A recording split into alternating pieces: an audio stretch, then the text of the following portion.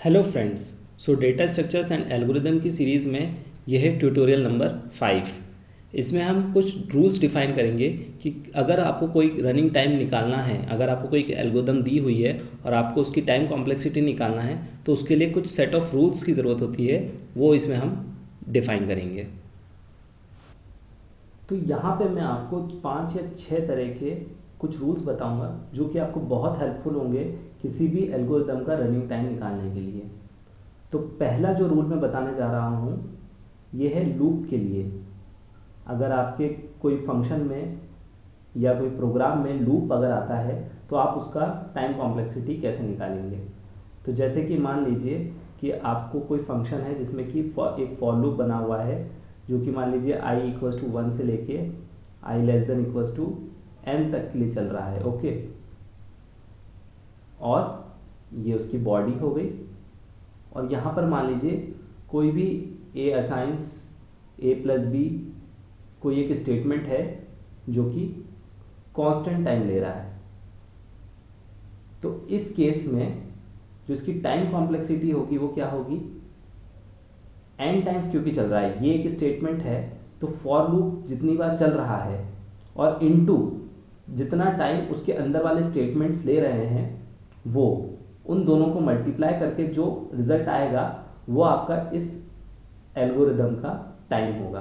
तो यहाँ पर आप देख रहे हैं कि ये जो स्टेटमेंट है ये कांस्टेंट टाइम लेने वाला है। मान लीजिए इस कांस्टेंट को हम बोल देते हैं c इनटू ये लूप कितनी बार चलने वाला है, ये लूप चलेगा n टाइम्स, तो इसका मल्टीप्लाई कर दिया n से, तो ये c ऑफ n हो गया। इट मीन्स इसका जो बिग ओ होगा, मतलब कि वर्स्ट केस कॉम्प्लेक्सिटी जो होगी वो ऑर्डर ऑफ n होगी। क्यों? क्योंकि मैंने आपको बताया था कि जो भी कांस्टेंट का मल्टीप्लाई करते हैं उसको नेग्लेक्ट कर देते हैं। इस तरह से आपका ये लूप वाला जो स्टेटमेंट है वो इस तरह से आप उसकी रनिंग टाइम कॉम्प्लेक्सिटी निकाल सकते हैं। अब हम देखते हैं सेकंड रूल। सेकंड रूल जो है वो नेस्टेड लूप के लिए है। नेस्टेड लूप से आप मतलब क्या समझते हैं, दो लूप जो हो एक के अंदर एक हो, मतलब कि इस तरह से, जैसे कि एक ये फॉर लूप लिखा है i इक्वल्स टू 1 से लेके चल रहा है, मान लीजिए i less than equals to n के लिए i प्लस प्लस, और इस लूप के अंदर एक और लूप है जो मान लीजिए j से चल रहा है, और ये भी चल रहा है मान लीजिए less than equals to n के लिए j प्लस प्लस। ये लूप यहाँ पे ख़त्म हो रहा है और ये बाहर वाला लूप ख़त्म हो रहा है, और यहाँ पर भी कोई एक कंडीशन मान लीजिए a प्लस बी चल रही है, और ये भी मान लीजिए कांस्टेंट टाइम ले रही है। कांस्टेंट टाइम मतलब कि 2 यूनिट या 4 यूनिट, कोई भी आप फिक्स टाइम मान सकते हैं, उतना टाइम ये लाइन कंज्यूम कर रही है। तो इस ओवरऑल एल्गोरिदम का रनिंग टाइम कॉम्प्लेक्सिटी क्या होगा, तो इसके लिए रूल ये है कि अगर आपके एक या एक से ज़्यादा फॉर लूप एक के अंदर एक आते हैं तो वो मल्टीप्लिकेशन में जाते हैं।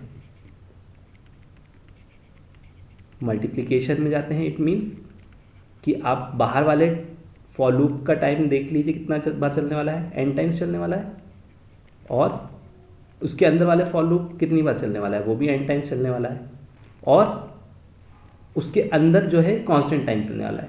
तो ये वाला n और ये वाला n, इन दोनों का मल्टीप्लिकेशन होगा तो कितना आएगा, n स्क्वायर, और ये कितना टाइम कंज्यूम करने वाला है, कांस्टेंट c, तो इसका और इसका भी मल्टीप्लाई होगा तो ये हो जाएगा c of n square. It means आपकी ओवरऑल ये जो एल्गोरिदम चलेगी वो होगी n square into n, it means c of n square.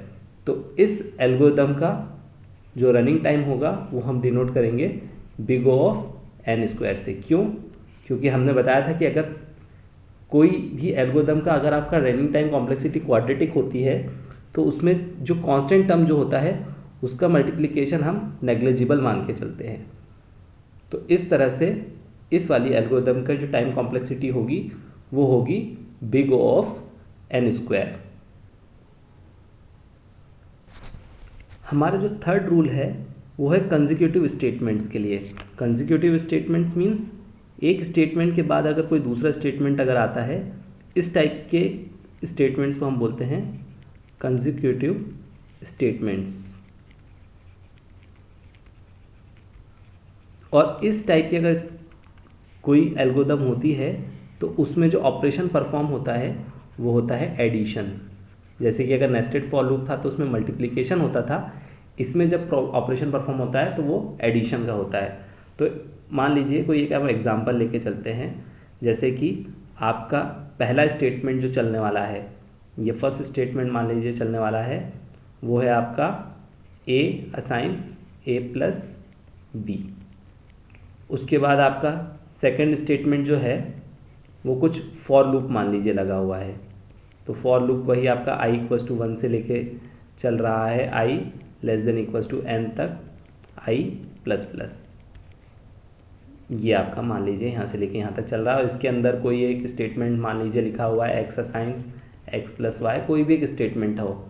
उसके बाद फिर तीसरा स्टेटमेंट लिखा हुआ है, वो भी एक फॉर लूप ही मान लो, जो कि j इक्वल्स टू 1 से लेके चल रहा है j less than equals to n j plus plus. और इसके अंदर हम मान लेते हैं c assigns c plus d, कोई एक कांस्टेंट टर्म चलने वाली एक लाइन लिखी हुई है। ये पूरा जो है ये एक ही एल्गोरिथम का पार्ट है। अब प्रीवियस वाले में और इसमें क्या फ़र्क है, प्रीवियस वाले में भी 2 फॉर लूप थे लेकिन वो एक के अंदर एक थे, तो वो नेस्टेड फॉर लूप उसको बोलते थे। और ये कंसेक्यूटिव फॉर लूप्स हैं, क्यों? क्योंकि एक फॉर लूप जब ख़त्म हो रहा है उसके बाद दूसरा फॉर लूप स्टार्ट हो रहा है। ये टाइम कॉम्प्लेक्सिटी, इसकी टाइम कॉम्प्लेक्सिटी मान लेते हैं C1, क्योंकि कांस्टेंट टाइम कॉम्प्लेक्सिटी है। इसकी टाइम कॉम्प्लेक्सिटी भी कांस्टेंट है, इसको मान लेते हैं C2। और इसकी भी टाइम कॉम्प्लेक्सिटी कांस्टेंट है, इसको मान लेते हैं C3। इस वाले फॉर लूप की टाइम कॉम्प्लेक्सिटी n है, क्यों? क्योंकि ये n टाइम्स चल रहा है।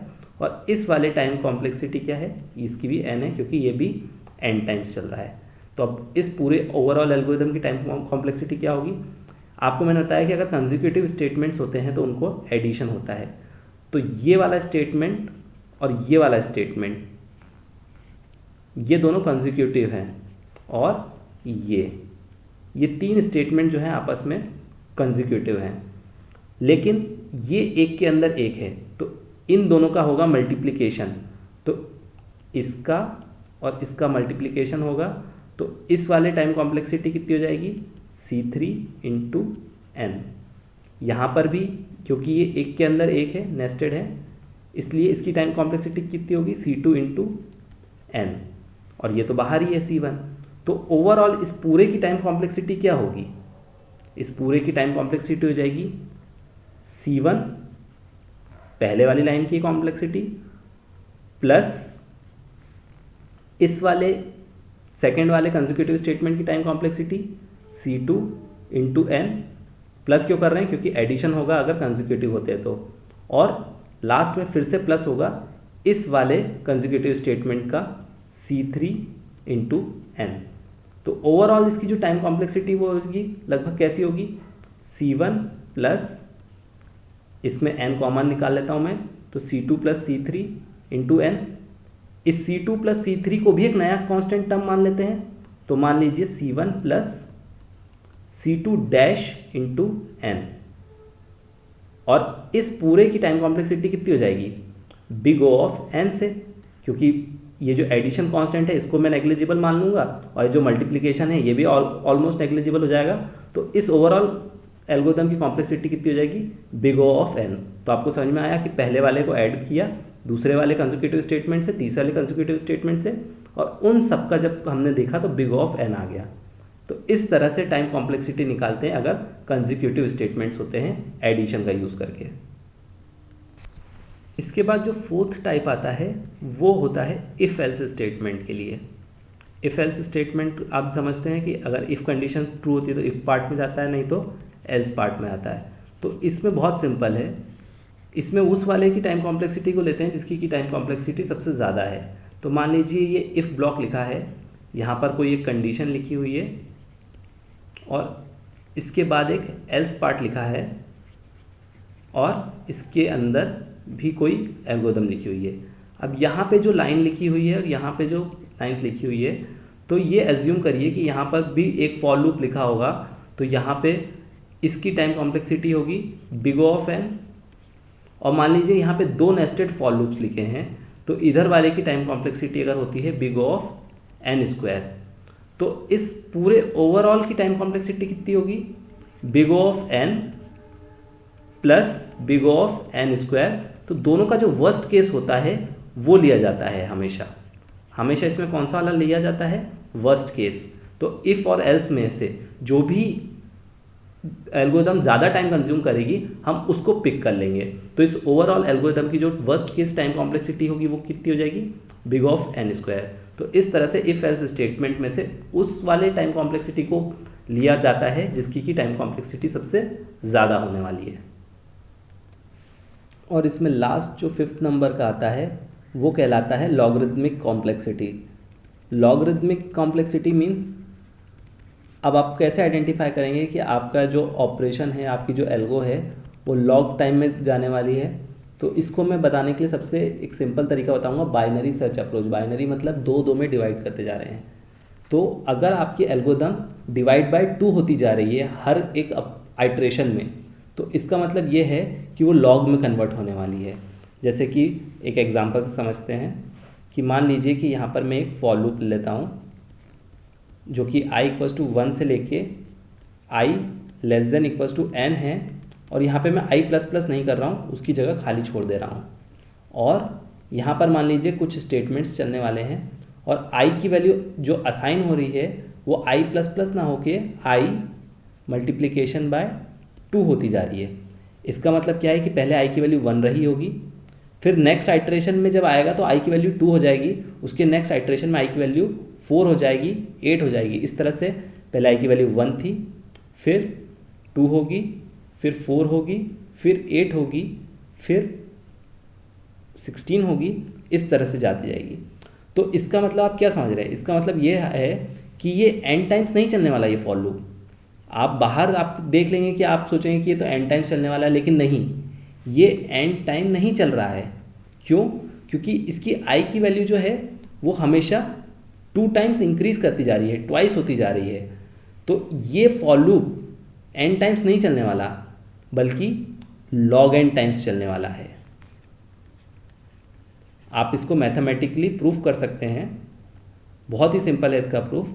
तो अगर आप इसको जब देखेंगे तो ये सीरीज़ बनती जाएगी, और ये जो सीरीज़ है ये प्रूफ करेगी कि ये log ऑफ n टाइम में कन्वर्ट होने वाला है।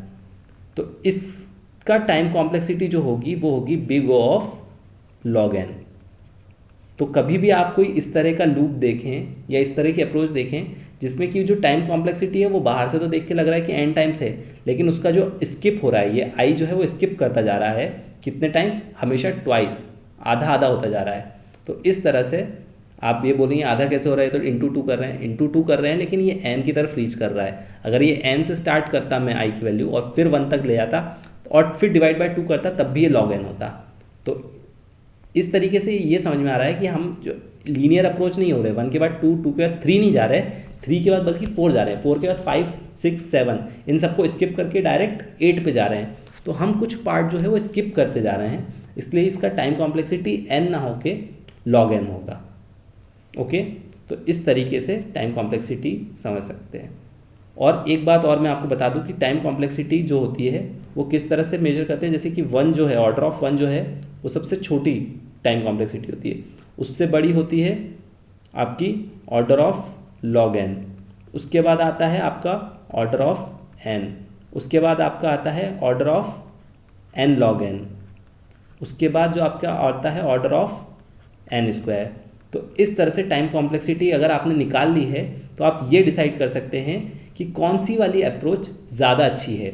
जिसका टाइम कॉम्प्लेक्सिटी सबसे कम होगी वो एल्गोरिदम ज़्यादा ऑप्टिमाइज्ड होगी या ज़्यादा अच्छी होगी। तो अगर कोई ऑर्डर ऑफ 1 ले रहा है तो वो सबसे अच्छा होगा as compare to order of n² से। तो इस तरह से ये टाइम कॉम्प्लेक्सिटी को हम निकाल सकते हैं और इन सब तरह से इन सब में रिलेशन होता है। आई होप आपको ये सब क्लियर हुए होंगे। अगर आपको कुछ एल्गोरिदम इसका आंसर आप कमेंट सेक्शन में लिख सकते हैं। अगर आपको कोई डाउट हो या कोई क्वेरी हो वो भी आप नीचे कमेंट सेक्शन में डाल सकते हैं। अगर आपको ये वीडियो अच्छा लगा हो तो इसको लाइक कीजिए, अपने फेसबुक वॉल पे शेयर करिए ताकि ये उन लोगों तक भी पहुंच सके जिनको कि इसकी ज़रूरत है और इसके बारे में उनको जानकारी नहीं है। और सब्सक्राइब करना ना भूलें। सब्सक्राइब करने से ये होगा कि जब भी मैं कोई नया वीडियो अपलोड करूँगा तो उसका अपडेट आपके पास आ जाएगा।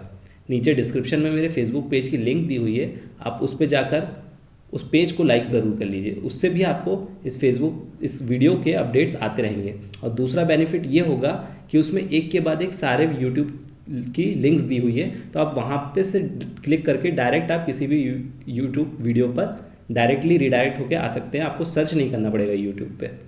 Thank you very much.